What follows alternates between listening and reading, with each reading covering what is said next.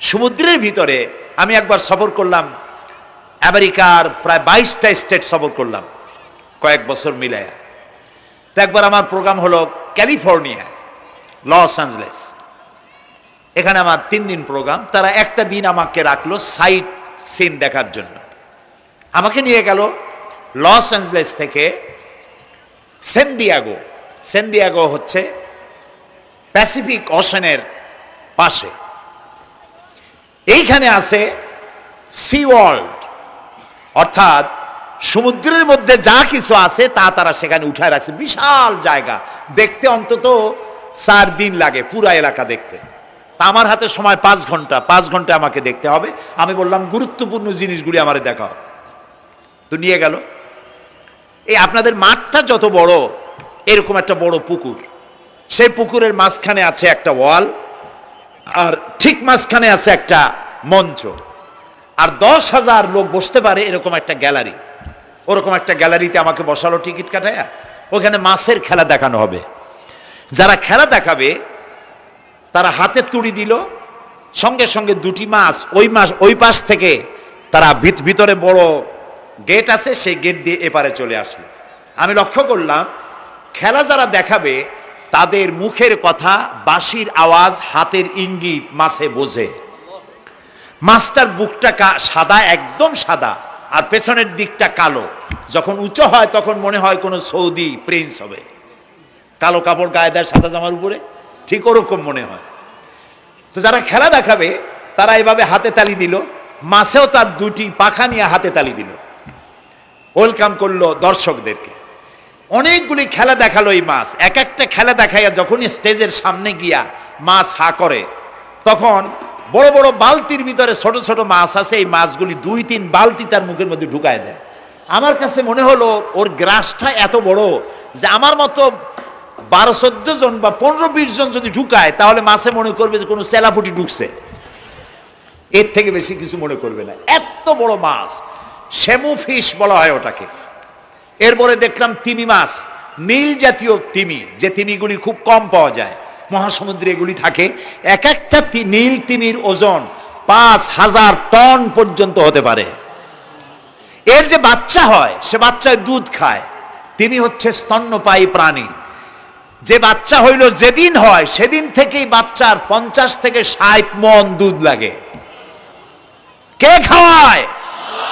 সুবহানাল্লাহ। দুনিয়ার কোনো গভর্নমেন্ট খাওয়ায় না। দুনিয়ায় স্থলভাগে পিঁপড়া থেকে শুরু করে হাতি পর্যন্ত, ছোট্ট চেলা পোকা থেকে শুরু করে সাপ, বড় বড় পাইথন পর্যন্ত, টোনাটুনি পাখি থেকে শুরু করে ঈগল পর্যন্ত, নদীর ভিতরে চেলাপুটি থেকে শুরু করে তিমি মাছ পর্যন্ত অসংখ্য প্রাণী সকাল বেলায় খালি পেটে জঙ্গল থেকে, গর্তের মধ্য থেকে, বাসা থেকে, পানির মধ্য থেকে যার যার আস্তানা ছেড়ে আহারের অনুসন্ধানে শত সহস্র কোটি প্রাণী সব যার যার ক্ষুধার পেট নিয়ে বেরিয়ে যায়। আল্লাহ রাব্বুল আলামিন বলেন, সন্ধ্যা হতে না হতে সবগুলির পেট ভরাইয়া যার যার বাসায় আমি ভিড়াইয়া দেই। ইন্নাল্লাহা হুয়ার রাজ্জাকু যুল কুওয়াতিল মাতিন। খেতে দেওয়ার মালিক কে? সেই আল্লাহর এই গুণকে, এই গুণাবলীকে বিশ্বাস করতে হবে। খেতে দেওয়ার মালিক তিনি কেবলমাত্র। সন্তান হয় না, দেওয়ার মালিক কে? বলেন জোরে। হাসাবার মালিক কে? কাঁদাবার মালিক কে? সুখ দেওয়ার মালিক কে? দুঃখ থেকে উদ্ধার করার মালিক কে? হায়াতের মালিক কে? মওতের মালিক কে? ফাআলুন লিমা ইউরিদ। যা খুশি তাই তিনি করতে পারেন। সুবহানাল্লাহ বলে। কোন? কাফ আর নুন, 2টি অক্ষর। যখন যা ইচ্ছে করেন হয়ে যায়। আল্লাহর এই গুণকে বিশ্বাস করলে মানুষ শিরক থেকে বাঁচতে পারবে। মাজার মুখী হবে না মুসলমান, মসজিদ মুখী হবে তখন। আজ আমার মুসলমান একদিকে নামাজও পড়ে আর একদিকে মাজারে কাছে গিয়ে দুর্বল হয়ে যায়। আছে না? আছে কি না? মাজারগুলির কাছে গিয়ে সাহায্য কামনা করে। আমার নিজের চোখে দেখেছি। মাজারে গিয়ে কিভাবে সেজদা দেয় কবরকে, বলেন নাউযুবিল্লাহ। আল্লাহ ছাড়া কাউকে রুকু সেজদা করা যায় না। যা চাবার আল্লাহর কাছে চাইতে হবে। ওয়াইজা সাআলতা ফাসআলিল্লাহ ওয়াইজা ইসতাআনতা ফাসতাইন বিল্লাহ। যা কিছু চাওয়ার আল্লাহর কাছে চাও, যা কিছু বলার আল্লাহকে বলো। সব কিছু করার মালিক তিনি, সুবহানাল্লাহ বলেন। এই জন্য মাজারের সাথে মুসলমানদের সম্পর্ক হবে না, মুসলমানদের সম্পর্ক হবে মসজিদের সাথে। কিসের সাথে বলেন জোরে? আপনি কোনো অসুবিধায় পড়েছেন, মাজলুম হয়েছেন, অত্যাচারিত হয়েছেন, চাকরির সমস্যা হয়েছে, ঘরে খাবার নাই, অসুখ বিসুখ হয়েছে, নানান ধরনের সমস্যায় পড়েছেন, কোনো মাজার নয়, কোনো পীর নয়, মসজিদের ভিতরে চলে যান, উজু করে মসজিদে ঢুকে 2 রাকাত কাজায়ে হাজাতের নামাজ পড়েন। রাসূলুল্লাহর উপরে যখনই বিপদ হতো তিনি নামাজে দাঁড়ায় যেতেন। সুবহানাল্লাহ বলো। আপনি কেন যাবেন একটা কবরের কাছে? আপনার সাহায্য কামনার জন্য কোনো পীর নয়, আপনার সাহায্যের জন্য কোনো কবর নয়, সাহায্য পাওয়ার জন্য কে? আল্লাহ চান আপনার ঈমানটা খালেস হোক। আল্লাহ তাআলা এটা বরদাস্ত করতে পারেন না যে মানুষ কারো কাছে গিয়া আরেকজনের কাছে গিয়ে নথি স্বীকার করুক। আল্লাহ সহ্য করেন না। ইন্না শিরকা লাযুলমুন আযীম। শিরক হচ্ছে মস্ত বড় জুলম, অত্যাচার। আল্লাহ সব থেকে অপছন্দ করেন কোন গুনাহ বলেন? শিরক। আল্লাহ সহ্যই করেন না। কেন করেন না? একটা যুক্তিতে আসে। যারা বিবাহ করেছেন তাদের স্ত্রী যদি স্বামীর সাথে যে ধরনের হাসি খুশি প্রেমের আদান প্রদান করে, স্বামী ছাড়া যদি আরেকজন পুরুষের সাথে এরকমের ভাব বিনিময় করে, ফোনে কথা বলে, প্রেম করে, খুব সুন্দর করে ভালোবাসা দিয়ে যদি চিঠি লেখে অন্য পুরুষের কাছে অথবা প্রেম নিবেদন করে, তাহলে স্বামীদের অবস্থা কেমন হবে বলেন? এইটার জবাব দিতে যদি দেরি হয় তো খুবই কুলক্ষণ। হ্যাঁ, ভয়ানক হবে, ভয়ানক হয়ে যাবে। নিজের চরিত্র যতই যা হোক, বউর চরিত্র ভালো চাই। আচ্ছা বলেন তো, স্ত্রী আপনার সঙ্গে যেভাবে প্রেমের হাসি হাসে, প্রেম নিবেদন করে, ওই রকম আরেকটা পুরুষের কাছে সাথে করলে আপনার সহ্য হয় না কেন? আপনি স্ত্রীর উপরে আপনার অধিকারটা কতখানি, কি জন্যে? আপনার স্ত্রীর যে হাসি, যে মিষ্টি হাসি, যা আপনার প্রাণ কেড়ে নেয়, ওই হাসিতে আপনার কোনো অবদান আছে বলেন? তার যে টানা টানা চোখ, সুন্দর ভ্রু, মাথায় অনেক লম্বা চুল, শরীরটা সুন্দর, যৌবন, রূপ, এর ভেতরে আপনার কোনো অবদান আছে? হ্যাঁ আছে, একটু তো আছেই। আপনি যে মুখ দিয়ে বউটা হাসে, সেই ঠোঁটে একটু লিপস্টিক লাগাইছেন। যে চোখের জন্য আপনি পাগল, সেই চোখে একটু কাজল লাগাইছেন। শরীরটাকে পেঁচাবার জন্য সুন্দর একটা শাড়ি কিনে দিছেন। একটা শাড়ি দিয়ে, একটু লিপস্টিক কিনে দিয়ে, চুলের একটা ক্লিপ কিনে দিয়ে, একটা ভালো শাড়ি কিনে দিয়া স্ত্রীর উপরে যদি এত অধিকার আছে যে কোনদিন মৃত্যু পর্যন্ত কোন প্রেমের হাসি, ভালোবাসার আদান প্রদান আপনি ছাড়া আর কারো সাথে করতে পারবে না, এইটা যদি আপনার অধিকার এভাবে প্রতিষ্ঠিত হয়, তাহলে এই হাসি যিনি দিলেন, এই দাঁত, এই সুন্দর চোখ, এই রূপ, এই যৌবন যা আল্লাহ তাআলা দিলেন, তার সামনে কোনো পীর অথবা কবরের সামনে যদি হাত পাতে আল্লাহ বরদাস্ত করেন না। কথা কি বুঝে আসছে? কথা বুঝে আসছে? আলহামদুলিল্লাহ বলেন। আলহামদুলিল্লাহ। বুঝলেই আমাদের কষ্ট সার্থক। আলহামদুলিল্লাহ বলি। আমরা যেন আল্লাহরে চিনতে পারি, বুঝতে পারি। আমার বিশ্বাস করুন, কোরআন আমার সামনে, আল্লাহর কসম, কোন জীবিত পীর, কোন মৃত্যু পীর আমার ভাগ্যের ভালো বা মন্দ করার কোন অধিকার রাখে না, রাখে না, রাখে না। কোন পীর ফু দিয়ে আমার ভাগ্যকে ভালো বানাই দিতে পারবে না, পারবে না, এবং আমার একটা চুলও বাঁকাও করতে পারবে না। খাইরিহি ওয়া শাররিহি মিনাল্লাহ তাআলা। আমার ভালো, আমার মন্দ করার একমাত্র মালিক কে? আল্লাহ। এক আঙ্গুল আকাশের দিকে উঁচু করে চিৎকার দিয়ে বলুন, কে? আবার বলেন, আবার বলেন, আবারও বলুন। হাত নামান। আল্লাহ কবুল করুন, বলেন আমিন। আমার এই বক্তব্য দিয়ে আমি কোনো পীরকে অমর্যাদা করছি না। পীর সাহেবদের কাছে পীর কোনো শরীয়তের শব্দ নয়। কোরআন এবং হাদিসে কোথাও পীর বলে কোনো শব্দ নাই। এটি ফার্সি শব্দ। এ শব্দের অর্থ হলো বৃদ্ধ। তো পীর যদি বৃদ্ধ হয় ভালো কথা, তিনি যদি আলেম হন আরো ভালো কথা। কিন্তু বাপ পীর ছিল, উনিও সেই সুবাদে পীর।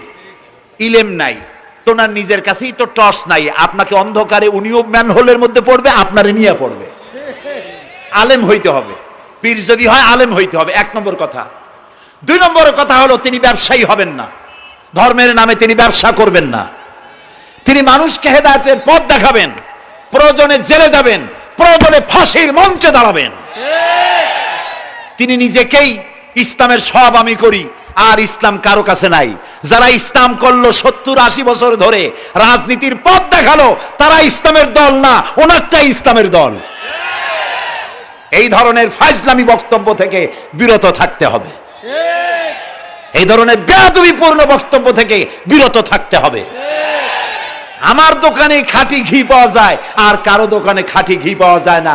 ইসলাম নিয়ে এই ধরনের মনোপলি বিজনেস করতে দেওয়া হবে না। প্রিয় ভাই সব, আমরা পীর সাহেবদের চিনি। পীর ছিলেন শাহজালাল রহমতুল্লাহ আলাইহি। সুবহানাল্লাহ। যুদ্ধ করা লাগে না, আজান দিয়েছেন, মূর্তির মাথা ভাঙ্গা চুর চুর হয়ে পড়ে গিয়েছে। গৌর গোবিন্দ পলায়া কুল পায় নাই। লোকেরা যায় তার মাজারে গিয়ে গজাল মাছ জিয়ারত করে আসে, কিন্তু তরবারিটা দেখে আসে না। দোধারি তরবারি এখনো আছে। সুবহানাল্লাহ বলেন। পীর ছিলেন হযরতে বাহাউদ্দিন নকশবন্দি, মুজাদ্দিদ আল ফিসানি রহমতুল্লাহ আলাইহি, বড় পীর আব্দুল কাদের জিলানী রহমতুল্লাহ আলাইহি, খাজা মঈনুদ্দিন চিশতি রহমতুল্লাহ আলাইহি, শাহজাহান আলী রহমতুল্লাহ আলাইহি। কত ওলিউল্লাহর মাজার দিয়ে আমার দেশ ভরা। আলহামদুলিল্লাহ কর। আলহামদুলিল্লাহ। এরা একদিকে মানুষকে মুরিদ বানায়া মুরিদের টাকা দিয়ে নিজেদের পকেট ভরেন নাই। ওনারা এরকম করতেন না, এইরকম করতেন। আর রাসূলুল্লাহ বলেছেন এই রকমের হাতের মর্যাদা নাই, এই হাতের মর্যাদা। আমি পীর দেখছিলাম, বাইতুল শরীফের পীর হযরত শাহ আব্দুল জব্বার সাহেব, আল্লাহ তাআলা জান্নাতুল ফেরদাউসের মেহমান বানায়নি। এই বাংলাদেশে শত শত মসজিদ মাদ্রাসার এতিমখানা তৈরি করে গেছেন। সুবহানাল্লাহ। বৃষ্টির মৌসুমে চট্টগ্রামের বাড়ি তার, 14 বছর মাদ্রাসায় ওয়াজিদিয়া চট্টগ্রামে 14 বছর বুখারী শরীফ পড়িয়েছেন। কি মানের আলেম, খালি পীর না। মুরিদরা যত টাকা দিত, এই টাকা দিয়ে বড় বড় মাদ্রাসা মসজিদ করেছেন। আর বৃষ্টির সময় সাথী সঙ্গী নিয়ে বস্তি এলাকায় যেতেন, পলিথিন দিয়া ছাওয়া, বাচ্চা আর তার স্বামী নিয়ে কাতরায় এক কোনায় বসে আছে, খাবার নাই, চাউল নাই, অসুস্থ। তাদের চাউল দিয়ে আসতেন, তাদের রান্না করার শাকসবজি দিয়ে আসতেন, ওষুধ দিয়ে আসতেন, হাড়ি পাতিল দিয়ে আসতেন। বন্যা হলে, তুফান হলে টাকা উজাড় করে যা মুরিদরা দিত সবগুলি উজাড় করে মানুষের খেদমত করতেন। সুবহানাল্লাহ। কাজেই যারা জামায় অনেকগুলো পকেট সমানে নিতে থাকে আর ভরতে থাকে এইভাবে করে, এই ব্যবসায়ীদেরকে পরিত্যাগ করতে হবে। পীর হচ্ছে ওই সমস্ত লোক যারা নাকি ধর্মের নামে ব্যবসা করে না, বরং আল্লাহর দ্বীনকে প্রতিষ্ঠা করার জন্য কথা বলে। প্রিয় ভাই সব, আমাদের জেহেন সাফ করতে হবে, পরিষ্কার করে বুঝতে হবে আমার ভালো আমার মন্দ কে করতে পারেন? আল্লাহ। সম্রাট শাহজাহান নাম শুনেছেন? কোথার বাদশা বলেন? দিল্লির সম্রাট। সম্রাট শাহজাহান, পৃথিবী জোড়া নাম তার। কবি বলছেন, শাহনে জাহাं को जिन्हें फख्र से देते थे बाज, वाज कब्र में है सूरह अलहम्दु की मोहताज। যে শাহজাহানকে কর দিয়া ট্যাক্স দিতে পারলে জনগণ নিজেদেরকে গৌরবান্বিত বলে মনে করত, সেই শাহজাহান কবরে শুয়ে আছে, সূরা ফাতিহার মুহতাজ হয়ে আছে। সুবহানাল্লাহ। যদি কেউ আমার কবরের কাছ থেকে হেঁটে যাইতো আর একটু সূরা ইখলাস পড়ে সবরে সানি করতো, আমি কিছু পাইতাম। আহারে, এই এতিম ফকির হয়ে শুয়ে আছে। এক ফকির দিল্লি ঘুরতেছে। একজন বলছে, ভাই তোমারে তো খয়রাত করে দেখতেছি আমি সেই ছোটবেলা থেকে, খালি তুমি খয়রাত করো। একটা জিনিস আপনারা মনে রাখবেন, গরিব, আজকে যারা গরিব পরিশ্রমের মধ্য দিয়ে কালকে তারা ধনী হতে পারে, কিন্তু যারা ভিক্ষুক, যারা ভিক্ষা করে, জিন্দেগিতে কোনোদিন তারা বড় হতে পারবে না। ভিক্ষা করা যাদের অভ্যাস, জীবনেও বাড়ি করতে পারবে না, জীবনেও ধনী হইতে পারবে না, কিন্তু গরিব ধনী হইতে পারবে। কারণ হলো আল্লাহর কাছে দুইটা বৈধ জিনিস অত্যন্ত ঘৃণিত। কয়টা? একটা হলো তালাক, আর একটা হলো ভিক্ষাবৃত্তি, মানুষের কাছে চাওয়া। আল্লাহ পছন্দ করেন না। তো ভিক্ষুক ঘুরতেছে, একটা লোক বলল, মিয়া তোমার তো সারা জীবনই খরচ করতে দেখি। খরচ করবো না, করবো কি? যার কাছে যাই সে দেয় 4 আনা 2 আনা 1 টাকা, এর বেশি তো দেয় না। তেদি আমি কেমনে বড় লোক হবো? কয় যে তুমি বাদশারে চোখে দেখো না, বাদশারে চোখে দেখো না। কয় বাদশার কাছে কি আমার মতো লোক যাইতে পারে নাকি? কল না, যাইতে হবে, যাও। বাদশা একবার যাবা, এমন দেওয়া দেবে জীবনে আর তোমার খরচ করা লাগবে না। পাতি শিয়ালের পিছনে ঘুরে তো লাভ নাই। পাতি শিয়ালে খায় মুরগি, তোমার একটা ঠ্যাং দেবে, দাঁতের খেলালের কাজ হবে না। বাঘের পিছনে ঘোরো, বাঘে খায় গরু আর হরিণ, একটা রান দিলে তুমি 1 সপ্তাহ খাইতে পারবা। কাজে ঘুরতে গিয়েও বোঝা উচিত কার সাথে ঘুরি। তো বলছে বাদশার কাছে যাও।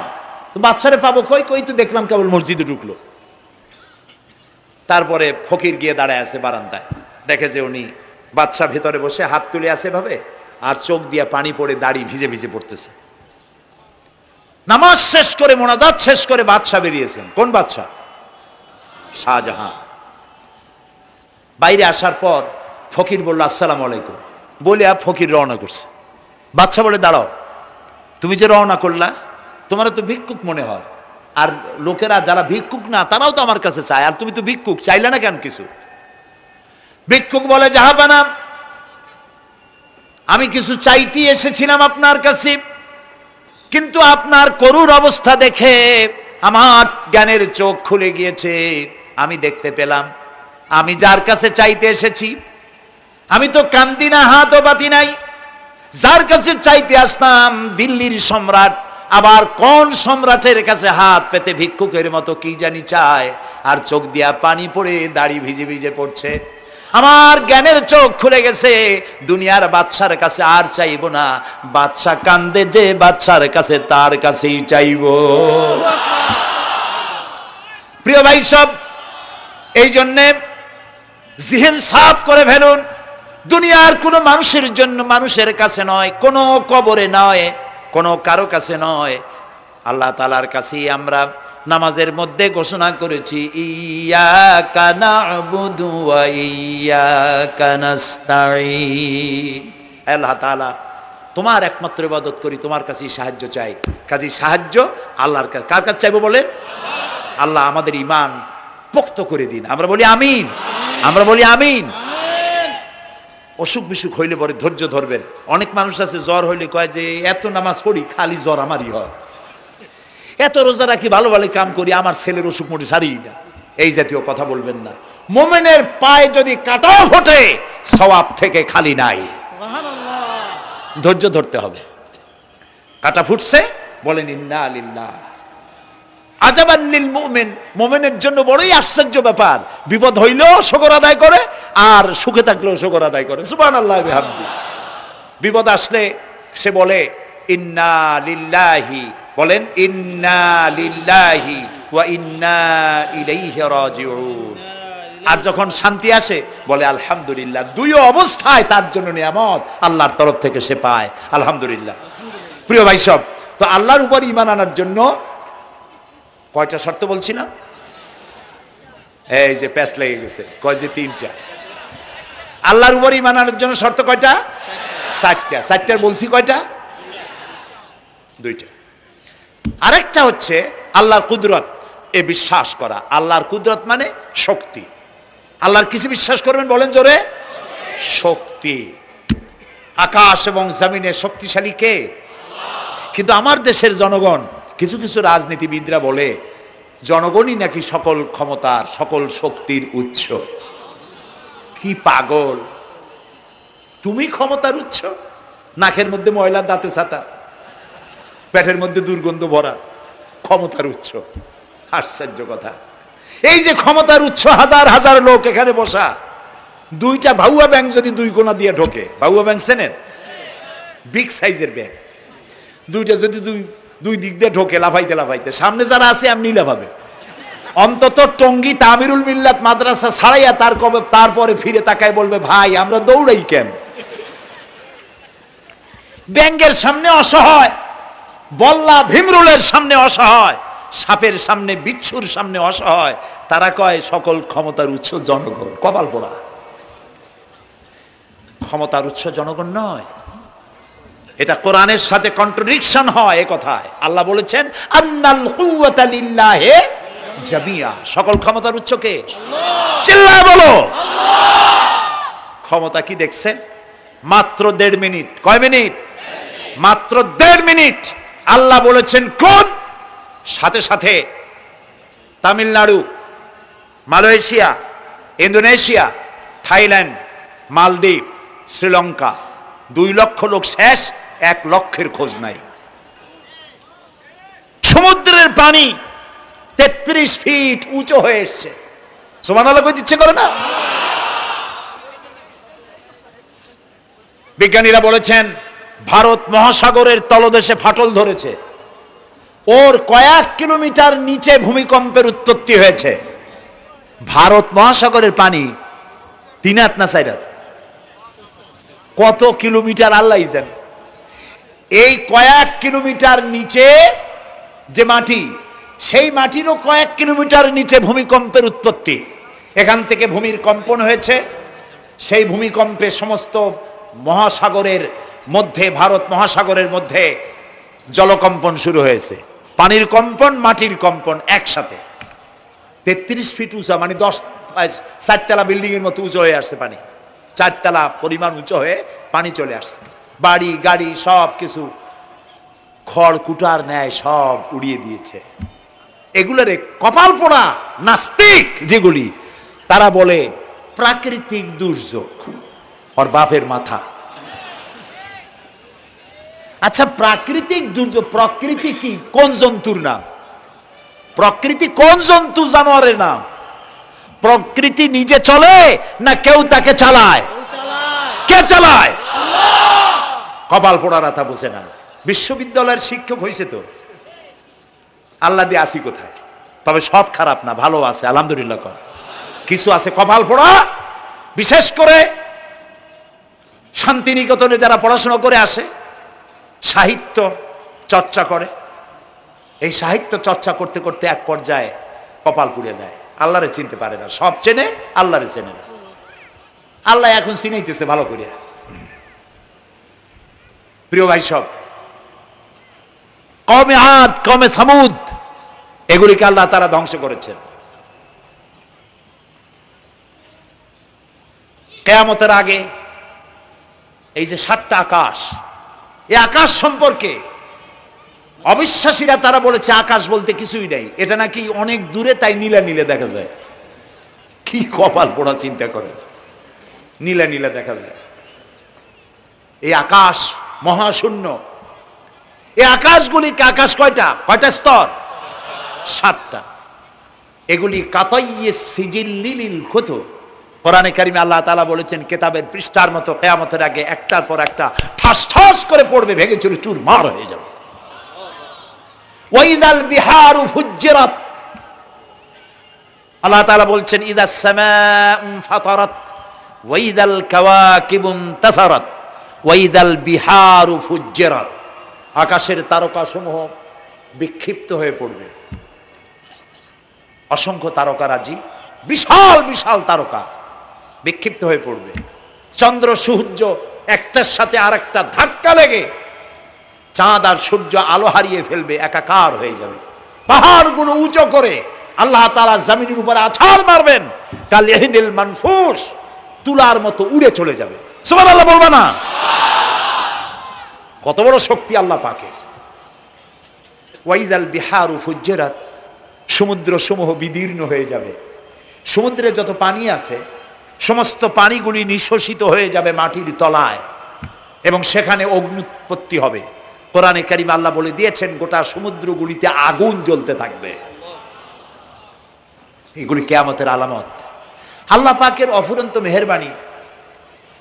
এই যে কানের কাছ দিয়া গুলিটা চলে গেছে, কানে লাগে নাই। বাড়ির কাছ থেকে কিয়ামত হয়ে গেল, বাংলাদেশে আল্লাহ বাঁচাই দিলেন। সুবহানাল্লাহ বলো, আলহামদুলিল্লাহ বলে। আমাদের প্রতিবেশী দেশগুলিতে যেভাবে আঘাত লাগছে, ওর 1000 ভাগের 1 ভাগের আঘাত কয়েক সেকেন্ড যদি বাংলাদেশে হতো, আমাদের সব অপরিকল্পিত শহর, রাজুক পারমিশন দিয়েছে 3 তলার, করা হয়েছে 7 তলা। এইভাবে অপরিকল্পিত যত বিল্ডিং আছে এগুলি পচা সিমেন্ট দিয়ে, পচা ইট দিয়ে তৈরি করা হয়েছে। 2-3 সেকেন্ডের ভূমিকম্প যথেষ্ট এই শহর লণ্ডভণ্ড করে দেওয়ার। অসংখ্য মানুষ মারা যাবে, অসংখ্য বাড়িঘর শেষ হয়ে যাবে। এদেরকে রেস্কিউ করার মতো মডার্ন ইকুইপমেন্টসও গভর্নমেন্টের কাছে নাই। এই জন্য আল্লাহর কাছে সেজদা দিয়া গুনার তওবা করতে হবে, আল্লাহ আমাদের মাফ করে দাও, আমার এই গরিব দেশটাকে কিয়ামত পর্যন্ত এই গজব থেকে বাঁচাও। প্রিয় ভাই সব, আল্লাহ তাআলার ক্ষমতার ওয়াজ আমি আজ করতে পারবো না, অনেক লম্বা হয়ে যাবে। কারণ আমাকে 3টা পুঁজির কথা তো কমসে কম বলতেই হবে, অল্প করে হলেও। শুনবেন তো? আল্লাহ তৌফিক দিক, বলেন আমিন। আল্লাহ তাআলার ক্ষমতায় বিশ্বাস করা, তার প্রচন্ড ক্ষমতা, যা খুশি তাই বলেন করতে পারেন। মরাকে জিন্দা, জিন্দাকে মারতে পারেন, মরুভূমিতে ফুল ফুটাতে পারেন। সুবহানাল্লাহ, যা খুশি তাই করতে পারেন। এই শক্তি সহকারে আল্লাহকে বিশ্বাস করতে হবে। 4 নম্বরে আল্লাহর হুকুম এবং হাকাম, আদেশ নিষেধ। আমি আল্লাহরে বিশ্বাস করি, এই কথার কোনো দাম নাই যদি তার আদেশ না মানি। এই কথার কোনো দাম নাই যদি তার নিষেধকে আমি আমার জীবনে প্রত্যাহার না করে চলতে পারি। মুসলমান বলে দাবি করার কোনো মূল্য নেই। একদিকে নামাজ পড়ি, আর একদিকে ওজনে কম দেয়, খাদ্যে ভেজাল দেয়, বেপরদা করি, মিথ্যা কথা বলা হয়, ওজনে কম দেয়, খাদ্যে ভেজাল দেয়, জমিনের আইল ঠালে আমানতের খেয়ানত করে, আল্লাহর হুকুম মানা হলো না, রসুলের আদেশ মানা হলো না।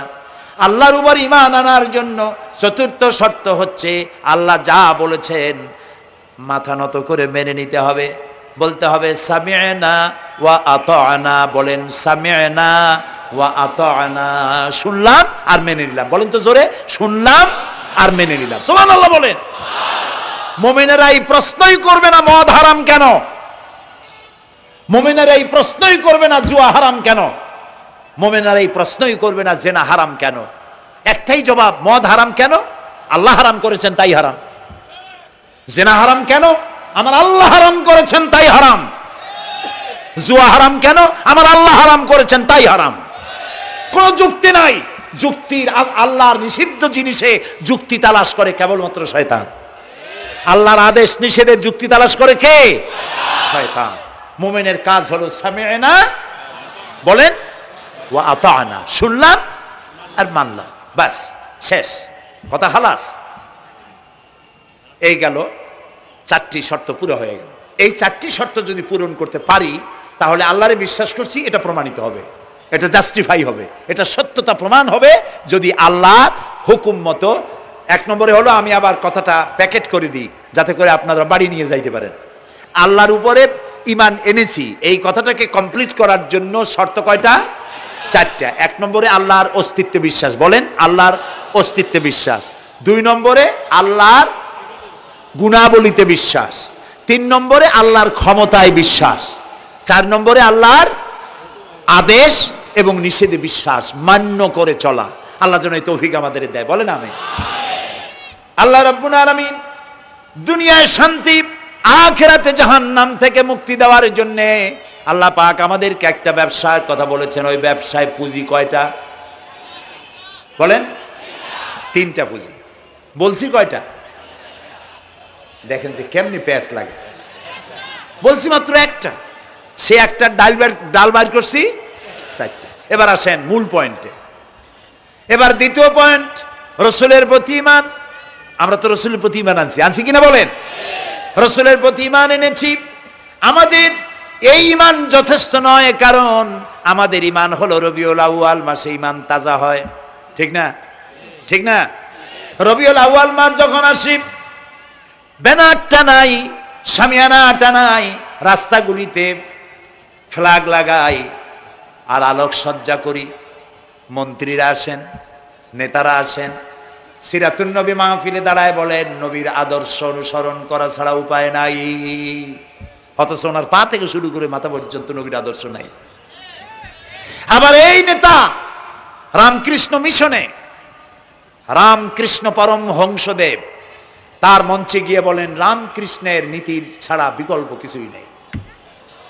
আবার গৌতম বুদ্ধের জন্মবার্ষিকী উদযাপনের জন্য সেখানে গিয়ে বলেন গৌতম বুদ্ধের অহিংস নীতি অনুসরণ করা ছাড়া জাতির যোগীনাথ হওয়ার আর কোনো পথ নাই। যেখানে যায় সেই জায়গার বুলি ধরে।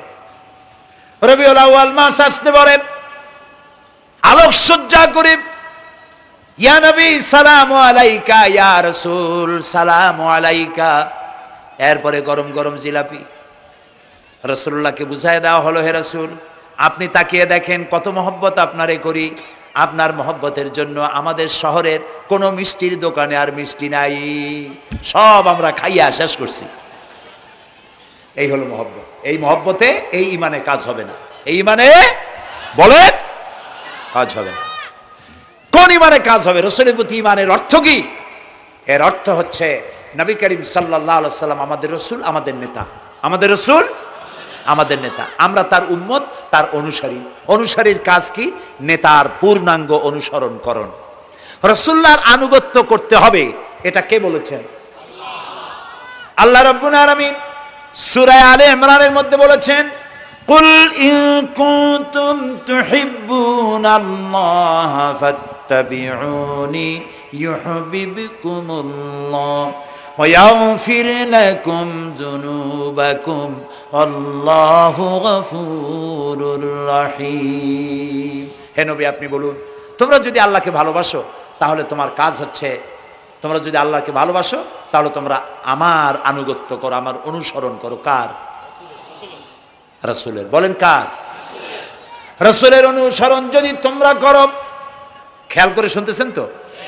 আল্লাহ তাআলা বলছেন নবী আপনি বলেন তোমরা যদি আল্লাহকে ভালোবাসো, তোমাদের এই দাবি যদি সত্য হয় তাহলে আমার অনুসরণ করো, আমার আনুগত্য করো।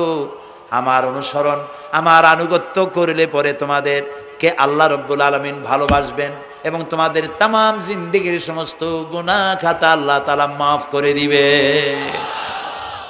আমরা কি গুনাহ মাফ করাইতে চাই? বলেন চাই? আসুন রাসূলের আনুগত্য করুন।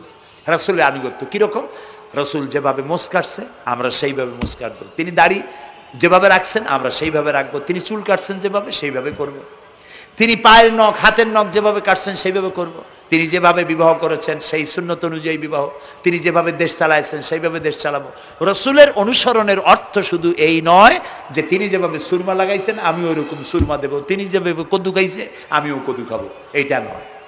এটা নয়, শুধু রাসূলের আনুগত্য হবে মুরগির ফার্ম থেকে শুরু করে জাতিসংঘ পর্যন্ত, জীবনের সব ক্ষেত্রে।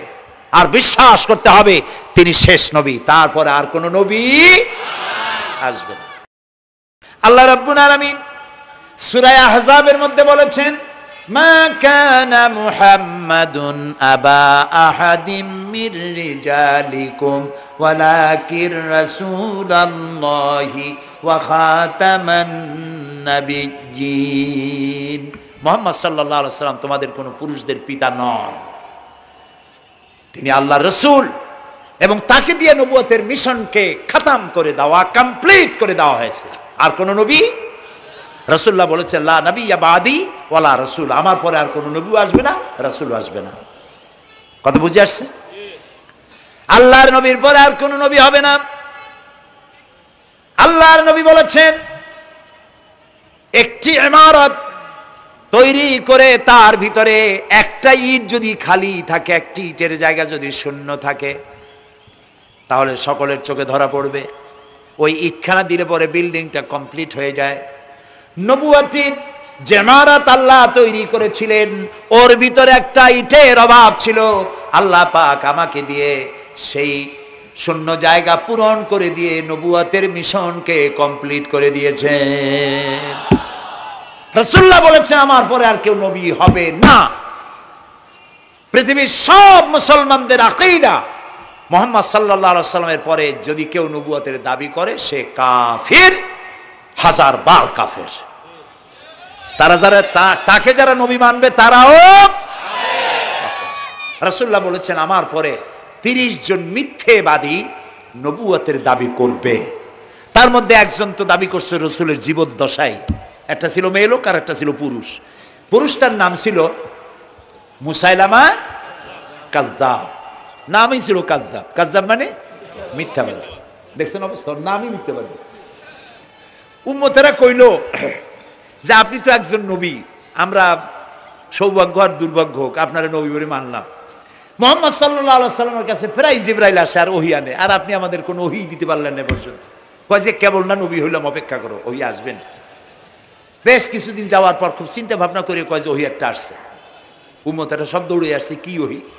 কয় যে এইমাত্র শেষ রাত্রে জিবরাইল আসছিল, আইসে আমারে কয়ে গেল একটা সূরা নাজিল করলো। সূরাটা কি? ইন্না আতাইনাকাল আকাক ফাসাল্লি লিরাব্বিকা ওয়াজআক ইন্না শানিয়াকা হুয়াল আবলাহ। উম্মতেরা কয় সর্বনাশ, এই সূরা পড়তে গেলে তো আমরা কাইসা মরে যাব। এর অর্থ তো খুব বিকায়দা। কি সূরা নাজিল হলো আপনার উপরে? ইন্না আতাইনাকাল আকাক মানে আমি তোমাকে হুতুম পেশা দান করেছি, সুতরাং তুমি তোমার প্রভুর উদ্দেশ্যে নামাজ পড়ো আর চিৎকার মারো, কারণ তোমার শত্রুরা সাদা এবং কালো বর্ণের। আমরা তো আগামাথা কিছু বুঝলাম না, কি ওই? আচ্ছা ঠিক আছে, পয়গম্বর মুহাম্মদ সাল্লাল্লাহু আলাইহি সাল্লামকে তার উম্মতেরা নিয়ে যায় তাদের বাগানে, মাঝে মধ্যে নিয়ে যায়। নিলে পরে যে কুয়ায় পানি থাকে না, শূন্য কুয়া পানিতে ভরে যায়। যে গাছতলা দিয়ে তিনি হেঁটে যান, যে খেজুর গাছে খেজুর নাই সেই গাছতলা দিয়ে রাসূল হেঁটে গেলেন, গাছে ফল ধরে যায়। আপনি তো এরকম কিছু দেখাইতে পারেন না। কয় তোমরা তো আমার নেও না, চলো না যাই। নিয়ে গেছে, যাই দেখে যে কুয়ার পাড় দিয়ে যায়, যে কুয়ায় পানি থাকে তা থাকে না, শুকায় যায়।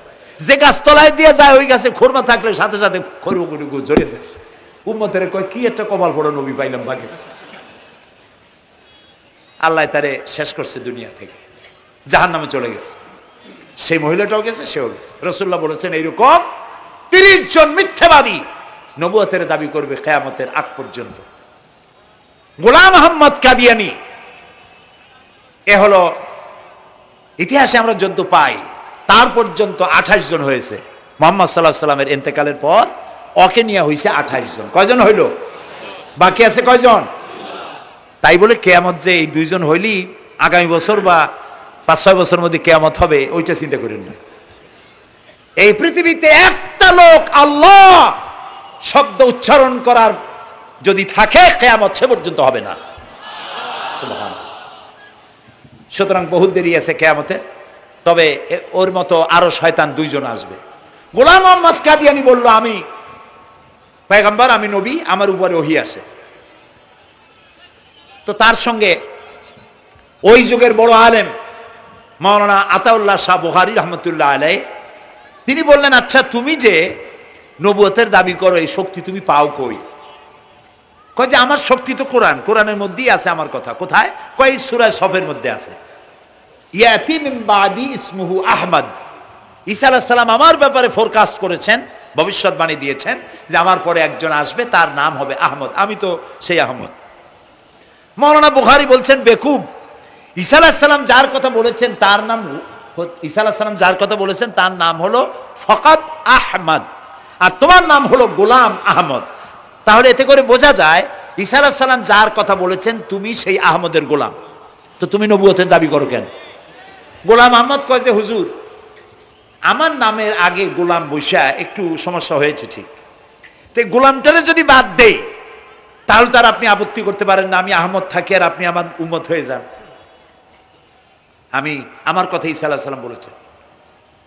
মাওলানা বুখারী বলছেন দেখো তোমার ফতোয়া অনুযায়ী তুমি বলছো নামের প্রথম অংশ বাদ দিয়া শেষের অংশ নিয়ে তোমার উপর ঈমান আনতে, তাহলে আমি আমার নাম আতা আল্লাহ, তোমার ফতোয়া অনুযায়ী আমার নামের প্রথম অংশ বাদ দিলাম, আতা গেছে, থাকছে আল্লাহ। আর আল্লাহ হয়ে বলছি তোর মতো গাধারে আমি নবুয়ত দেই নেই। এরপর এই শয়তানের মউত হলো কোথায়? বলেন কোথায়? পায়খানার ভিতরে। এই কাদিয়ানীরা, গোলাম আহমদ কাদিয়ানী কাফের, ওরে যারা নবী বলে মানে তারাও কাফের। প্রিয় ভাই সব, পৃথিবীর 48টি মুসলিম দেশ কাদিয়ানীদেরকে নন মুসলিম মাইনরিটি হিসাবে ঘোষণা দিয়েছে রাষ্ট্রীয়ভাবে। সৌদি গভর্নমেন্ট আইন পাশ করেছে, কিয়ামত পর্যন্ত কাদিয়ানীরা মক্কা মদিনায় প্রবেশ করতে পারবে না। বিগত 100 বছরের ভিতরে কোনো কাদিয়ানী মক্কা মদিনায় ঢুকতে পারে নাই। আজকে বাংলাদেশে খতমে নবুয়তের আন্দোলন নতুন কিছু নয়।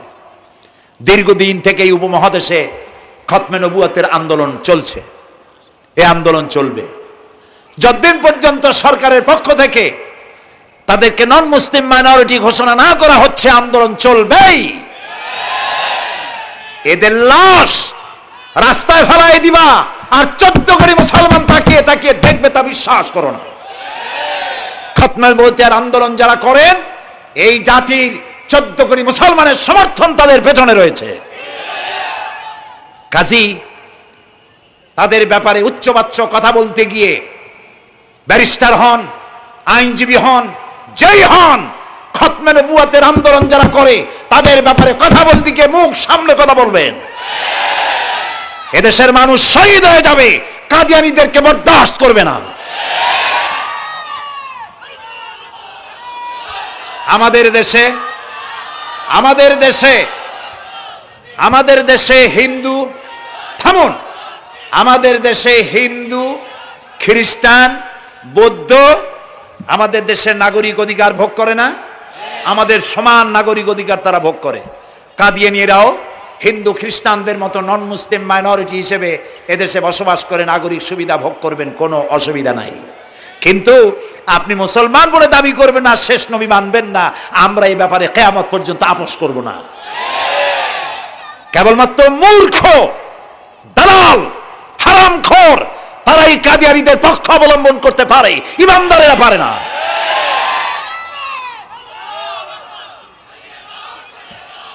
কাদিয়ানীরা যে সব মসজিদ তৈরি করে, এগুলি মসজিদ নয়, এগুলি উপাসনালয়।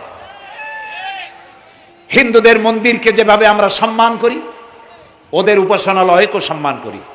কিন্তু কাদিয়ানীরা যতদিন মুসলমান নামের পরিচয় দিতে থাকবেন, আমরা আমাদের অধিকার আদায়ের জন্য সুশৃঙ্খলভাবে গণতান্ত্রিক পদ্ধতিতে আমরা এই অধিকার আদায়ের চেষ্টা করব। খতমে নবুয়তের আন্দোলন কোনো রাজনৈতিক আন্দোলন নয়, এটি আমাদের ঈমানের আন্দোলন। যারা আন্দোলন করতেছেন তারা আমাদের ফরজে কিফায়ার দায়িত্ব পালন করছেন।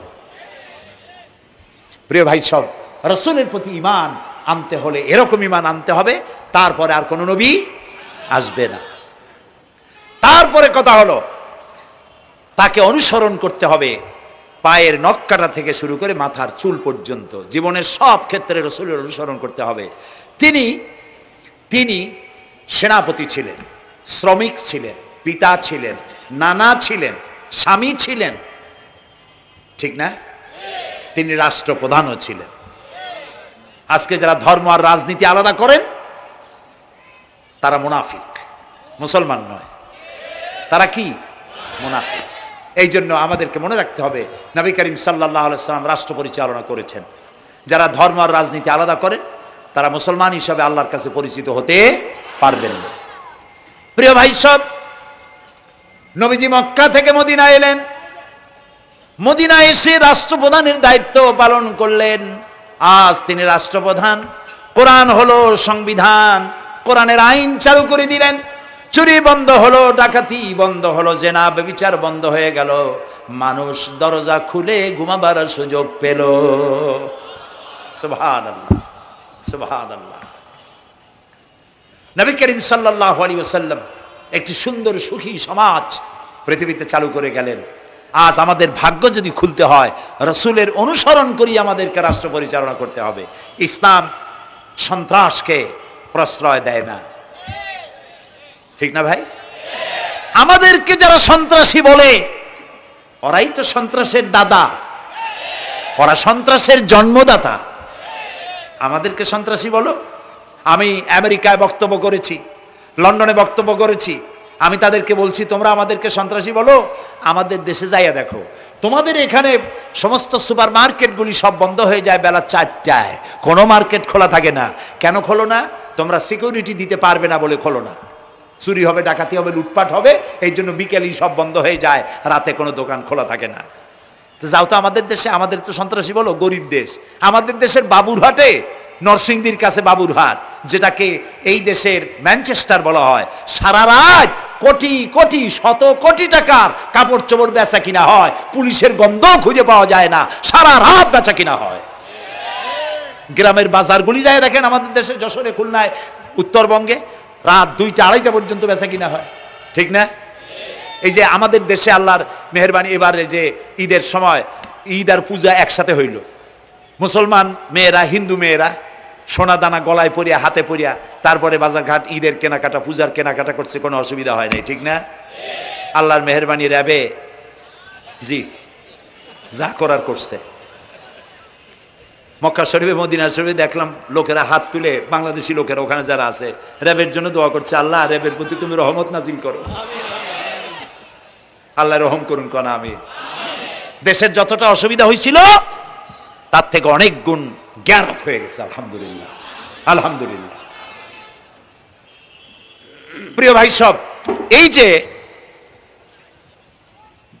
আল্লাহ রাব্বুল আলামিন মুসলমানদেরকে পৃথিবীর মধ্যে সব থেকে বেশি শান্তি প্রিয় করেছেন, কোন আলহামদুলিল্লাহ।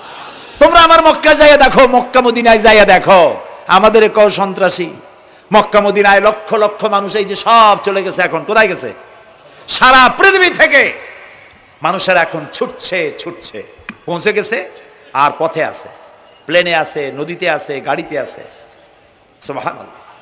লক্ষ লক্ষ মানুষ চলে গেছে, সবার একই ড্রেস, একই গন্তব্য, একই স্লোগান, লাব্বাইক আল্লাহুম্মা লাব্বাইক। সব মানুষ চলে গেল। আমি 96-তে যখন পার্লামেন্টে আসলাম, প্রথম পার্লামেন্টে এক বক্তৃতার ভেতরে আমি বলেছিলাম যে আমাদের দেশে নেতা নেত্রীরা ওমরা করে, হজ করে, আচ্ছা আপনারা যাইয়া দেখেন কি করেন, কি আনেন কি, যাইয়া একটু তোয়াফ করিয়া আসার সময় আতর আর পাথর, সুরমার খুরমা পকেট ভরে নিয়ে আসেন, কিন্তু চোখে দেখেন না। আল্লাহ তাআলা বলছেন, আওয়ালাম ইয়ারাউ আন্না জাআলনা হারামান আমিনান, তুমি কি তোমরা কি দেখতে পাও না আমার এই হারামকে আমি কিভাবে নিরাপত্তার শহর বানিয়েছি? সুবহানাল্লাহ। রাত 2:30-3টার সময় চাঁদের মতো সুন্দরী যুবতী মেয়ে একাকিনী, কোনো পুরুষ সঙ্গী ছাড়া, নিজের ডেরা, নিজের তাবু ফেলে কাবা শরীফের ভিতরে এসে গেল, লক্ষ লক্ষ পুরুষের মধ্য দিয়ে আল্লাহর ঘর তওয়াফ করলো, তাহাজ্জুদের নামাজ আদায় করলো, এরপরে দোয়া দুরুদ করে কান্নাকাটি করে মেয়ে লোকটি একাকী লক্ষ লক্ষ মানুষের মধ্য দিয়ে নিজের ঘরে ফিরে গেল। কোন পুরুষের একবার তার চেহারার দিকে নজর পড়েছে তো দ্বিতীয়বার তার রূপ উপভোগ করার মতো সাহস কারো মনের মধ্যে জাগে না। হাজার বছরের ইতিহাস, মক্কা থেকে, মদিনা থেকে, আরাফাত থেকে, মুজদালিফা থেকে, মিনা থেকে একটা নারী লাঞ্ছিতা হয়েছে, ধর্ষিতা হয়েছে, অপমানিতা হয়েছে, এর ইতিহাস নয়। প্রিয় ভাই সব, প্রসঙ্গক্রমে এই টঙ্গী লক্ষ লক্ষ লোকেদের সমাবেশ হয়, আলহামদুলিল্লাহ বলে, হতেই পারে তাবলিগি জামাতের ভাইরা এখানে উপস্থিত হন, সারা দেশ থেকে, বিভিন্ন দেশ থেকেও লোকজন আসে, এক জায়গায় বসে আল্লাহ বিল্লাহ করে, মোনাজাত করে। এটা মনে আসতো তাই বলতেছি। কেউ কেউ এটাকে খুব বাড়াবাড়ি করেন, সে বাড়াবাড়িটা হলো, কেউ কেউ বলেন আরাফাতের পরেই দ্বিতীয় এই সমাবেশ। এই বেয়াদবি শব্দটাকে উচ্চারণ করবেন না আল্লাহর হস্তে। কোথায় টঙ্গী, কোথায় আরাফাত, আর কোথায় টঙ্গী? কি এর সাথে আপনি কি মিলান? আপনি বলুন এখানে লক্ষ লক্ষ লোক হয়েছে, আমরাও দেখতে পাচ্ছি লক্ষ লক্ষ লোক হয়, কিন্তু আপনি কেন দ্বিতীয় সমাবেশ বলেন? কেন আপনি আরাফাতের ময়দানের পরে এই কথা বলেন? মহাগুনা, মহাবেয়াদবি। আরাফাতে যাওয়া ফরজ, টঙ্গীতে আসা নফল নয়। আপনি কিসের সাথে কি তুলনা করেন? জিন্দিগিতে এই চিন্তা করবেন না। কিছু কিছু লোক আছে গ্রামের মধ্যে, অবশ্য কোনো আলেম, কোনো মুরব্বীরা এইসব কথা বলেন না, মূর্খ যারা, তারা এই ধরনের কথা ছড়াইছে গ্রামে। 3 বার টঙ্গীতে আসতে পারলে 1 হজের সওয়াব হয়, বলেন নাউজুবিল্লাহ। শুধু 3 বার না, কিয়ামত পর্যন্ত লোকের এখানে আসতে থাকলে আরাফাতের ময়দানে 1 সেকেন্ডে যে সওয়াব হবে তাও হবে না। আরাফাত হচ্ছে সেই ময়দান যেখানে আদম আলাইহিস সালাম থেকে শুরু করে মুহাম্মদ রাসূলুল্লাহ সাল্লাল্লাহু আলাইহি সাল্লাম পর্যন্ত সব নবীদের চোখের পানি শুকিয়েছে। পৃথিবীর কোটি কোটি মানুষ এখানে কাঁদছে। আর আল্লাহ রাসূল বলেছেন, আল হাজ্জুল মাবরুর লাইসা লাহুল জাযাউ ইল্লাল জান্নাহ। একটা কবুল হজের সওয়াব আল্লাহর কাছে বেহেশত দেওয়া ছাড়া আর কিছুই নেই। মান হাজ্জা লিল্লাহ ফালাম ইয়ারফুস ওয়ালাম ইয়াফসুক রাজা কায়াউমিন ওয়ালাদাতহু উম্মুহু, রাওয়াহুল বুখারী। বুখারী শরীফের হাদিস। রাসূলুল্লাহ বলছেন, আরাফাতের ময়দান থেকে হাজিরা যখন বেরিয়ে যায় সন্ধ্যায়, মা যেমন নিষ্পাপ সন্তান প্রসব করে, আরাফাত থেকে হাজিরা তেমন নিষ্পাপ হয়ে বেরিয়ে যায়। আল্লাহর রাস্তে আপনারা এই তুলনাটা কেউ করবেন না। বলবেন অনেক বড় সমাবেশ হয়েছে, লক্ষ লক্ষ লোক হয়েছে, বাস শেষ। এটা দ্বিতীয় সমাবেশ, আরাফাতের পরের এটা দ্বিতীয় স্থান অবলম্বন করেছে, এইসব বাজে কথা আর একদিনও বলবেন না। মহাবে আদমি যদি কেউ বলে থাকেন আস্তাগফিরুল্লাহ পড়ুন, পড়েন আস্তাগফিরুল্লাহ। আল্লাহ সবাইকে ক্ষমা করুন, বলুন আমিন। এখানে আসতে দোয়া কবুল হবেই, কোনো গ্যারান্টি নেই, কোনো গ্যারান্টি নাই। কিন্তু রাসূলুল্লাহ বলেছেন আরাফাতের ময়দানে দোয়া কবুল হয়। রাসূলুল্লাহ বলেছেন আল্লাহর ঘরের কাছে দাঁড়ায়া মুলতাজিমে দাঁড়ায়া এমন কোন দোয়া করি নাই যে আল্লাহ কবুল করেন নাই। কাজে এই সব চিন্তা করবেন না। প্রিয় ভাই, সব রসুলের প্রতি ঈমান আনতে হলে রসুলের জীবনকে জানতে হবে। রসুলের জীবন আমরা অনেকেই জানি না। বাংলা ভাষায় বহুত বইপত্র বেরিয়েছে রসুলের জীবনী সংক্রান্ত, মেহেরবানি করে কিনবেন এবং পড়বেন। রসুলের প্রতি ঈমানের অর্থ হলো রসুলুল্লাহর পা থেকে শুরু করে মাথা পর্যন্ত সবটা আমল করা এবং তাকে মোহাব্বত করা। রসুলকে কি করবো আমরা? কি মোহাম্মদ সে ওয়াফা তূনে তু হাম তেরে ये जहां चीज ही क्या लोह कलम तेरे है। মোহাম্মদ সাল্লাল্লাহু আলাইহি সাল্লামের সঙ্গে যদি তুমি মহব্বতের কানেকশন জুড়িয়ে দিতে পারো, তার অনুসরণ আর অনুকরণ যদি করতে পারো, আকাশ আর জমিন তো দূরের কথা, লোহ কলম পর্যন্ত আল্লাহ তোমার জন্য করে দেবে। নবী করিম সাল্লাল্লাহু আলাইহি সাল্লামের উপর ঈমান আনার অর্থ হলো তার অনুসরণ অনুকরণ করা। 3 নম্বরে ওয়াতুজাহিদুনা ফি সাবিলিল্লাহি বিআমওয়ালিকুম ওয়া আনফুসিকুম, আল্লাহর রাস্তায় লড়াই করো জান দিয়া আর মাল দিয়া। কি দিয়া কোন তো? জান দিয়া আর মাল দিয়ে। আমরা কিন্তু বলি হুজুর আসি আসি আপনার সাথে, আপনার পিছনে আসি, জানটা দিয়ে দেব। এই মানুষেরা খুব চালাক। আপনি জান দিলে তো মাল থেকে যাবে। আগে দেবেন কি? মাল, পরে দেবেন জান। মাল দিতে হবে, জান দিতে হবে আল্লাহর দ্বীন প্রতিষ্ঠার জন্য। রাসূলুল্লাহ জীবন দিয়ে, সাহাবায়ে কেরাম জীবন দিয়েছেন, রাসূলুল্লাহ রক্ত দিয়েছেন, দান দান মোবারক শহীদ হয়েছে। আমি দেখেছি ওহদের মাঠে, আমি ওহদে যখন সফর করেছি, আল্লাহ বহুবার নিয়েছেন আলহামদুলিল্লাহ। আমাকে সেখানকার একজন আলেম মদিনার, তিনি আমাকে নিয়ে গেলেন ওহদে বেশ কয়েক বছর আগে। ওহদে গিয়ে দেখলাম, আমাকে দেখালো যে নবী করিম সাল্লাল্লাহু আলাইহি সাল্লামের যেখানে দান শহীদ হয়ে গিয়েছিল, দাঁত মুবারক শহীদ হয়েছে, রাসূলুল্লাহ বেহুশ হয়ে পড়ে গেছিলেন। তাকে হযরতে আবু বকর, হযরত ওমর, হযরত ওসমান এই 3 জনে উঁচু করে নিরাপদ জায়গায় নেওয়ার জন্য দৌড়াচ্ছিলেন। পাহাড়ের উপরে যখন উঠতেছিলেন, ওই 3 জন রসুলকে ঘাড়ে করে নিয়ে উঠতেছেন। পাহাড় তখন কাঁপতেছিল, পাহাড় কাঁপতেছে, এত বড় কাঁপন উঠেছে পাহাড়ের। পাহাড় সেই এলাকা থেকে কাগজ কাটলে, কেচি দিয়ে কাগজ কাটলে যেমন রেজা রেজা হয়ে যায়, আমার নিজের চোখে আমি দেখলাম। তিনি আমাকে দেখালেন এই সেই এলাকা যেখানে রসুলকে উঠানো হয়েছিল। পাহাড় আল্লাহর ভয়তে কাঁপতেছিল তরতর করে। সেই উঁচা জায়গা, একটা বিশ্রামের মতো জায়গা পাহাড়ের মধ্যে, সেইখানে তাকে নিয়ে যখন রসুলকে যখন শোয়ানো হচ্ছিল, পাহাড় কাঁপতেছে। নবী করিম সাল্লাল্লাহু আলাইহি সাল্লাম তখন বলছেন, উসবুতি ইয়া জিবাল, উসবুতি ইয়া জিবাল, ইন্নাকা আলাইয়া নবিয়ান ওয়াস সিদ্দিকিন ওয়াস শাহীদাইন। হে পাহাড়, উসবুতি ইয়া জিবাল, হে পাহাড় থেমে যা, তোর উপর আল্লাহর নবী, তোর উপরে সিদ্দিক আর 2 জন শহীদ দাঁড়িয়ে আছে, থেমে যা। পাহাড় থেমে গেল। সিদ্দিক হযরত আবু বকর, 2 জন শহীদ তোর উপরে, হযরতে ওমর, হযরতে ওসমান রাদিয়াল্লাহু তাআলা আনহুমা। কবে শহীদ হবে? রাসূলুল্লাহ আজকে বলতেছেন তোর উপরে 2 জন শহীদ দাঁড়িয়ে আছে। এইভাবে কষ্ট করেছেন নবীজি, ক্ষুধায় কষ্ট করেছেন, যুদ্ধ করেছেন। তবে সেই যুদ্ধ আক্রমণাত্মক ছিল না, ডিফেন্সিভ ছিল। আক্রমণকে প্রতিহত করার জন্য তিনি লড়েছেন। প্রিয় ভাই সব, এত কষ্ট করার পর তিনি যে দিন কায়েম করে গিয়েছিলেন, আল্লাহ তাআলা বলছেন ওয়াতুজাহিদুনা ফি সাবিলিল্লাহি, আল্লাহর রাস্তায় লড়াই করো জান দিয়ে আর মাল দিয়ে আমার দ্বীনকে প্রতিষ্ঠা করার জন্য। যদি তোমরা ইসলাম বুঝে থাকো এরই মধ্যে তোমাদের জন্য কল্যাণ নিহিত রয়েছে। সুবহানাল্লাহ বলেন, এরই মধ্যে কল্যাণ। সুতরাং শুধু টুপি মাথায় দিয়ে নামাজ পড়লেই হবে না, নামাজও পড়তে হবে, আল্লাহর হুকুম হাকাম মানতে হবে, রোজাও রাখতে হবে, হজও করতে হবে, যাকাতও দিতে হবে, স্ত্রীকে পর্দায় রাখতে হবে, আমলে আখলাকে সিরাতে সুরাতে চলনে বলনে ব্যবসায় বাণিজ্যে বক্তৃতায় রাজনীতি অর্থনীতি সমাজনীতি সব জায়গায় আল্লাহ এবং রসুলের পূর্ণাঙ্গ আনুগত্য করার নামই হলো মুসলমান হয়ে যাওয়া। সুবহানাল্লাহ। এই মুসলমান হইতে পারবো আমরা? আল্লাহ যেন তৌফিক দেখেন, আমিন। সবাই বলেন আমিন।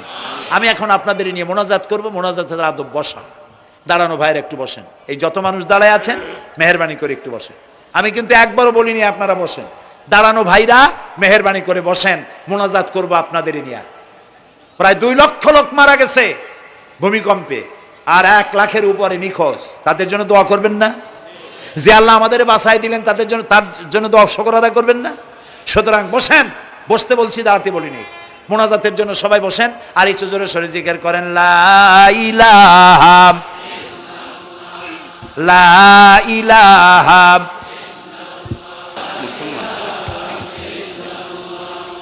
ঘামে শেষ হয়ে গেছে।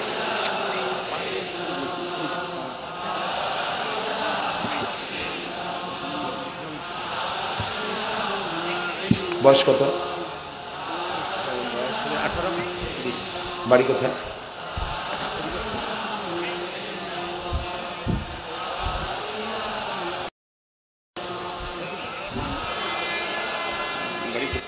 একটু জোরে লা ইলাহা। এফিডেভিট করছো? বসো বসো।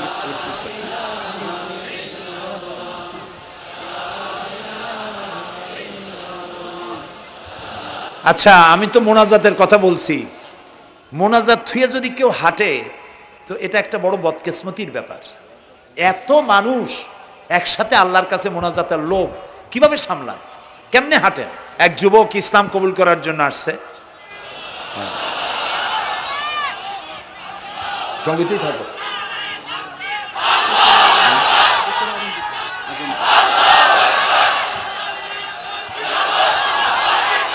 জি,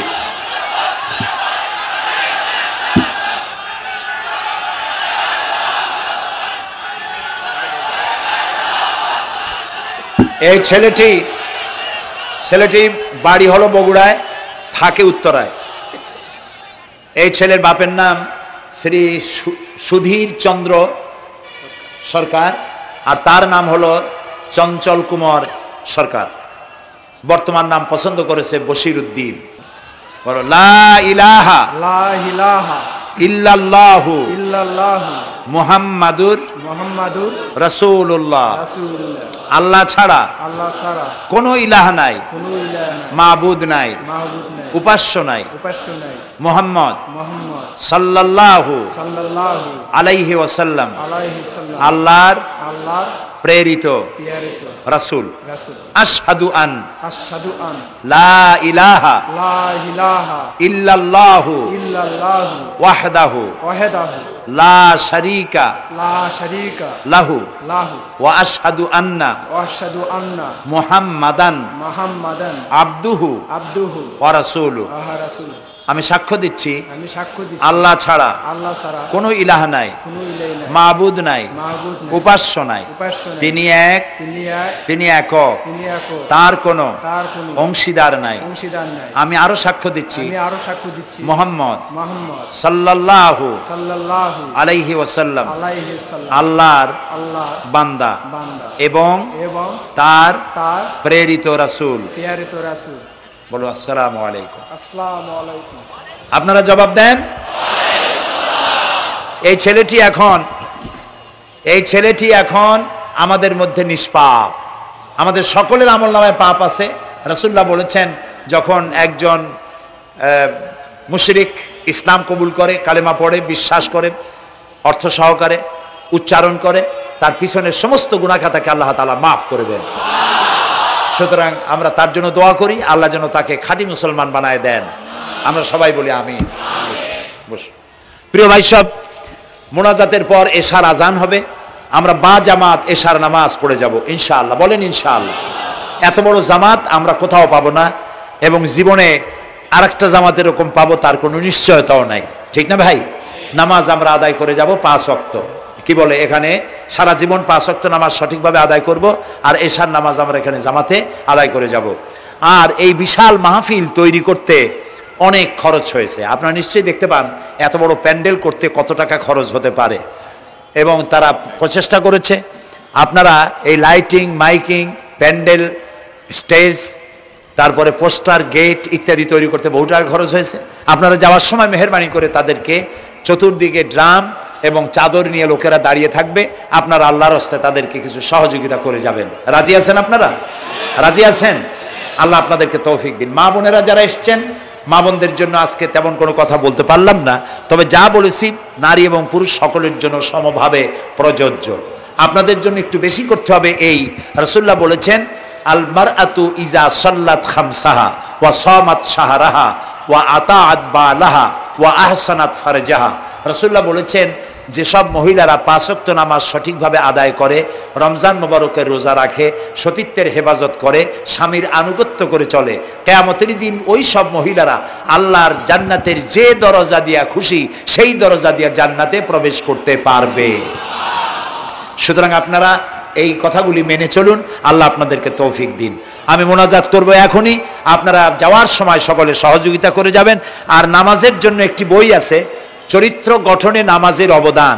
আমরা যে নামাজ পড়ি অনেক সময় নামাজ হয় না। রাসূলুল্লাহ বলেছেন, সাল্লু কামা রাআইতুমুনি উসাল্লি, নামাজ পড়ো সেইভাবে যেভাবে আমাকে নামাজ পড়তে দেখো।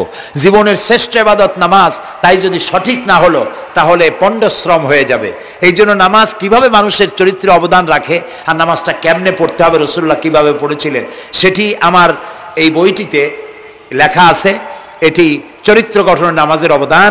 এখানে লাইব্রেরি আসছে, কোথায় আপনারা খুঁজে বের করে সেটা নিয়ে যাবেন। আর একটি হলো সূরা লোকমান। সূরা লোকমানের 2টা রুকুর তাফসির করেছিলাম আমি চট্টগ্রামে, মাত্র 2 রুকুর তাফসির। এই 2 রুকুর তাফসির 5 দিনে শোনার পর 48 জন হিন্দু, বৌদ্ধ, মুসলমান হয়ে গিয়েছিল। যাকাত সম্পর্কে, মা বাপের অধিকার সম্পর্কে হযরতে লোকমান তার সন্তানকে যে নসিহত করেছে, সেই নসিহত 9টা নসিহত ছিল। ওই নসিহতগুলি আল্লাহর এত পছন্দ হয়েছে যে আল্লাহ তাআলা নিজে লোকমানের নসিহত কোরআন শরীফে উঠাই দিয়েছে। সুবহানাল্লাহ। সুতরাং আমার নিজের, আমার সন্তানদের ভালো করার জন্য এই নসিহতগুলি দরকার। এটির নাম যারা ক্যাসেট থেকে উদ্ধার করেছে, নাম হলো তাফসিরে সাঈদী লোকমান। এবার সূরা লোকমান এ পর্যন্ত 4টা তাফসির বেরিয়েছে তাফসিরে সাঈদী নামে, যেগুলি আমি তাফসির করেছি চট্টগ্রামে। সেগুলি, এসব বই ওখানে পাওয়া যাবে। এই বইগুলি আপনারা লাইব্রেরি থেকে, এখানে মোবাইল লাইব্রেরি এসছে ঢাকা শহর থেকে, সন্ধান করে আপনারা নিয়ে যাবেন। আল্লাহ তাআলা আপনাদেরকে তৌফিক দান করুন। যাওয়ার সময় মাহফিলকে সাহায্য করে যাবেন, আর নামাজে সালাতুল এশা আদায় করে যাবেন। আল্লাহুম্মা আমিন। ربنا ظلمنا أنفسنا وإن لم تغفر لنا وترحمنا لنكونن من الخاسرين ربنا لا تزغ قلوبنا بعد إذ هديتنا وهب لنا من لدنك رحمة إنك أنت الوهاب। আয় আল্লাহ তাআলা, হাজার হাজার মুসলিম জনতা, পুরুষ এবং নারী, আমরা তোমার দরবারে হাত তুলেছি, গুনার বোঝা মাথায় নিয়ে হাত তুলেছি। দয়া করে আমাদের জিন্দেগীর সমস্ত গুনাহ খাতাকে আল্লাহ মাফ করে দাও।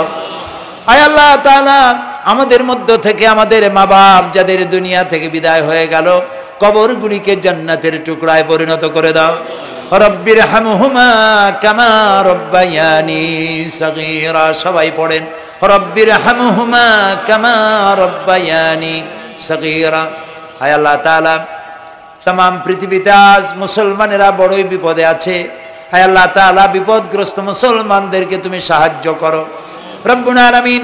ইরাকের মাজলুম মুসলমানদের হাতে ইরাকের জমিন উঠায় দাও। হায় আল্লাহ তাআলা, জালিমদেরকে তুমি নস্তনাবুদ করে দাও। আল্লাহ তাআলা, বাংলাদেশ আমাদের প্রিয় জন্মভূমি, এই দেশের উপরে তোমার খাস রহমত নাজিল করো। হায় আল্লাহ তাআলা, ভূমিকম্পে আশেপাশের দেশগুলির মারাত্মক ক্ষতি হয়ে গেল। আল্লাহ তাআলা, তুমি আমাদেরকে দয়া করে বাঁচাই দিয়েছো। কিয়ামত পর্যন্ত আসমান আর জমিনের সব মুসিবত থেকে আমাদের দেশকে তুমি হেফাজত করো রব্বুল আলামিন। আমাদের স্ত্রী পুত্র পরিজন যাদেরকে তুমি দান করেছো সবগুলিকে দিনদার ইমানদার নামাজি মুসলমান বানাইয়া দাও। আয় আল্লাহ তাআলা, এই মাহফিলের আয়োজন যারা করেছেন, কষ্ট করেছেন, পয়সা দিয়েছেন এবং দেবেন, সকলকে আল্লাহ তাআলা ইমানে কামেল সকলকে দিয়ে দাও। আমাদেরকে তোমার মকবুল বান্দাদের মধ্যে শামিল করে নাও। আল্লাহ তাআলা যারা হজে চলে গেছেন, যারা রাস্তায় আছেন যাওয়ার পথে, আর এবং আরো যারা যাবেন, আল্লাহ তাআলা সকলের যাতায়াত আসান করে দাও, সকলের হজকে কবুল করে নাও। যারা হজ করেন নাই এই মাঠে আজকে যারা উপস্থিত, মন চায় যেতে, আল্লাহ তাআলা তাদেরকে যাওয়ার ব্যবস্থা করে দাও। আল্লাহ তাআলা মা বোন যারা এসেছেন, মা বোনদের গুনাহ খাতাকে মাফ করে দাও, মা বোনদের অসুখ ব্যাধি মাফ করে দাও, তাদের কেমন আমল করার তৌফিক দাও যাতে করে কিয়ামতে হযরতে আয়েশা খাদিজার সঙ্গে আসর নসিব হয়ে যায়। আল্লাহ তাআলা তোমার কাছে আরেকটা দোয়া করি, আমাদের এই বাংলাদেশে যারা বোমা মারে, আমাদের এই বাংলাদেশে যারা গ্রেনেড হামলা করে, আমাদের এই বাংলাদেশে সন্ত্রাসী তৎপরতা চালায়া যারা মানুষ হত্যা করে, তুমি তাদেরকে হেদায়েত করে দাও, তুমি তাদেরকে হেদায়েত করে দাও, তুমি তাদেরকে হেদায়েত করে দাও। আল্লাহ তাআলা তোমার ইলমে যদি জানা থাকে ওদের নসিবে হেদায়েত নাই, তাহলে হামান, নমরুদ, সাদ্দাত, ফেরাউন এগুলারে যেমনে তুমি ধ্বংস করছো, বাংলাদেশে যারা গ্রেনেড হামলা করে, বোমা হামলা করে, মানুষ খুন করে, ওদেরকে গজব দিয়া, লানত দিয়া বাংলাদেশ থেকে চিরকালের জন্য বিদায় করে দাও। যারা বাংলাদেশে নৈরাজ্য সৃষ্টি করে, আল্লাহ তাদেরকে গজব দিয়া বিদায় করে দাও। হয় তারা হেদায়েত হোক, না হয় এই শয়তানদের হাত থেকে আমাদের দেশকে আল্লাহ তুমি রক্ষা করো। রব্বুল আলামিন, টঙ্গী বিরাট শ্রমিক এরিয়া, আল্লাহ তাআলা শ্রমিকদের স্বাস্থ্য ভালো রাখো, তাদের সকলকে নামাজ আদায় করার তৌফিক দাও। আল্লাহ তাআলা তাদের অভাব অভিযোগ দূর করে দাও। চারদলীয় ঐক্য জোটের এই সরকারকে ইসলামের পক্ষে থাকার কাজ করার তৌফিক দান করে দাও। যত ওয়াদা নির্বাচনের আগে করেছিল সবগুলি ওয়াদা অক্ষরে অক্ষরে পালন করার তৌফিক দিয়ে দাও। আমি কয়েক সেকেন্ড আপনাদের জন্য ছেড়ে দিলাম, মাথা নিচু করে চক্ষু বন্ধ করে যার যা চাওয়ার দরকার আল্লাহর কাছে চান। এই বিশাল মাহফিলে আল্লাহ তাআলা দোয়া কবুল করবেন ইনশাআল্লাহ।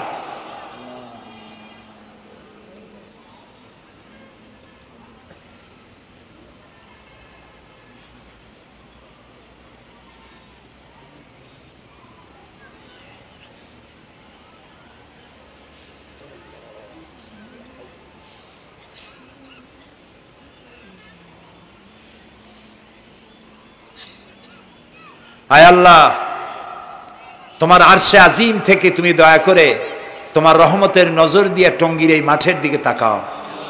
আল্লাহ তাআলা, আমরা কোনো পীর বুজুর্গ, খাজা বাবা অথবা দুনিয়ার কোনো শক্তির কাছে, রাজা বাদশার কাছে হাত তুলি নাই, বিশাল আকাশের মালিকের কাছে হাত তুলেছি, আমাদের রবের কাছে হাত তুলেছি। তুমি বলেছো দুনি আস্তাজিবু লাকুম, আমারে ডাকো আমি সাড়া দেব। আল্লাহ তাআলা, আমরা ডাকতেছি, তুমি দয়া করে সাড়া দাও। আমরা ডাকতেছি, আমাদের ডাকের সাড়া দাও মাবুদ। আমাদের যাদের রোগ ব্যাধি আছে আল্লাহ দয়া করে শেফায়ে আজেলা দাও, শেফায়ে কামেলা দাও। আল্লাহ তোমার কাছে আরেকটা বিনীত দোয়া করি, আল্লাহ তুমি আমাদের জন্মসূত্রে যেসব নিয়ামত আমাদের শরীরে দিয়েছো, নাক, কান, চোখ, হার্ট, কিডনি, চলৎ শক্তি, বলার শক্তি, আল্লাহ মৃত্যুর আগ পর্যন্ত শরীরের এসব নিয়ামতের একটাও ছিনায় নিও না বাবু। আল্লাহ তাআলা তুমি আমাদের প্রতি দয়া করো, মেহেরবান হও। মাহফিলের আয়োজন যারা করেছেন আল্লাহ তাদের এই কষ্টকে তুমি কবুল করে নাও। কিয়ামতের দিন কোরআনের সুপারিশ আমাদের জন্য নসিব করে দাও। রব্বানা তাকাব্বাল মিন্না ইন্নাকা আনতাস সামিউল আলিম ওয়া তুব আলাইনা ইন্নাকা আনতাত তাওয়াবুর রহিম। সুবহান রাব্বিকা রাব্বিল ইজ্জাতি আম্মা ইয়াসিফুন ওয়া সালামুন আলাল মুরসালিন ওয়ালহামদুলিল্লাহি রাব্বিল আলামিন। ওয়াজআল আখিরা কালামিনা ইনদাল মাউত লা ইলাহা ইল্লাল্লাহু মুহাম্মাদুর রাসূলুল্লাহ। আসসালামু আলাইকুম ওয়া রাহমাতুল্লাহ।